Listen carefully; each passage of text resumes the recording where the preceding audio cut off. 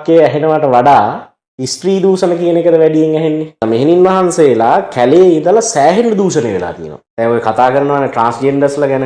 ඒ ට්‍රාන්ස්ජෙන්ඩර්ස් වෙච්ච අවස්ථා දෙකක් තියෙනවා. ඒක භික්ෂුවකට ඒගොල්ලන්ට මේ පන්සල් මාරු ලිංග විපර්යාසය වුණායි කියලා කියන්නේ මේ පුරුෂ ලිංග ස්ත්‍රී ලිංග මාරු වුණ කාරණාවක් නෙවෙයි ඈ. අපි සමාජය නිර්වචනය කරගන්නේ අපේ අත්දැකීම් වලට අනුකූලව. ගෑනුන්ට පැවිද්ද දෙන්න හොඳ නැහැ මේක චක්‍රප්‍රාසයේ අවුරුදු 1000ක් තියෙන මේ ශාසනය 500 පහයි කිය. මහායාන බුදුදහම හැර ලෝකේ වෙන කිසිම ආගමික දර්ශනයක් නැහැ ගැහැණියට ඇයට නිසි වටිනාකම සහ ගෞරවය ලබා දීපු. පුරුෂ ලිංගය අර මෙහෙණින් වහන්සේලාට පෙන්නනවා. කොහොමත් කාන්තාව අර සුන්දරත්වයෙන් ඉන්න කැමතිනේ ඒගොල්ලෝ. ඒ කියන්නේ මහා ප්‍රජාපති ගෞතමීටත් බෑ පොඩි හාමුදුරුවෝ පිස්සු කෙල්ලනවා දැක්කොත් ආවාද කරා. නිකන් IS වගේ අකුරු හතරක් නිකන් මගේ ඔළුවට එන මගේ අවුලක් වෙන්නේ නැති නේද? ඒකට මහානගමන යනවායි කියන්නේ මගේ ස්ත්‍රිය මොකද වෙන්නේ? වැඳපු භාවයටපත් වෙනවා. විනය පනවලා තියෙන්නම වැරද්දක් මුලින් උනම් පස්සේ. දුවෙක් හම්බුනාම කියනවනේ කියන්නේ ඇත්තටම ඒ ප්‍රඥාවන්ත පුතු හදන්න දුවල එපැයි. නැතුව පිරිමියාගේ බඩේ ළමයි හදන්නේ. මල්වත් වෙනුයි අස්ගිරියනුයි කාන්තාවන්ට උපසම්පදාව දෙන්නේ නෑ. මෙහෙනියෝ ගහ ගන්නවා. බැන ගන්නවා. එන්න කෝලාහලයක් ගියා. ඒ කියන්නේ ස්ත්‍රීන් ඉතින් මේ රණ්ඩු වෙද්දී ටිකක් අමාරුයිනේ. වපරිසරයේ තියෙන කාරණාවක් මේක.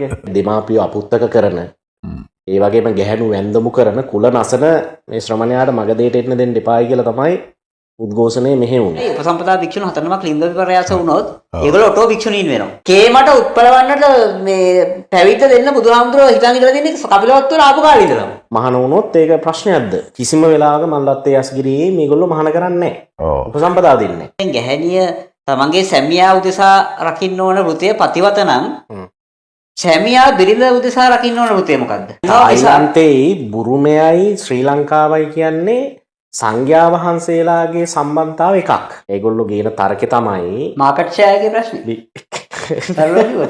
ඒක බුදුන් වහන්සේ විසින් නිර්මිත එකක්ද නැත්නම් ඒක මේ අෂ්ටගරු ධර්මත්‍රය ඒකයි අපි කිව්වේ. මේ කියන්නේ දැන් අෂ්ටගරු ධර්ම බුදුහාමුදුරුවම දැම්මයි කියලා තේරවාදී බෞද්ධ ලෝකයේ සමහර අය විශ්වාස කරනවා. හැබැයි මේක ප්‍රශ්න කරනවා විචාරකයෝ ආචාර්යවරු ඒගොල්ලෝ කියනවා නෑ මේක ඇඩ් වෙච් එකක් වෙන්න පුළුවන්.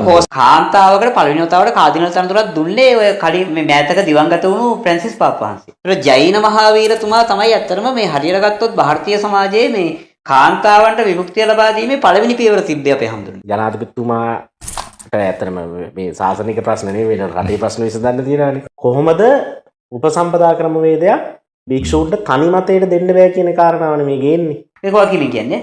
නෑ කිව්වොත් කවුරුහරි කියන්නේ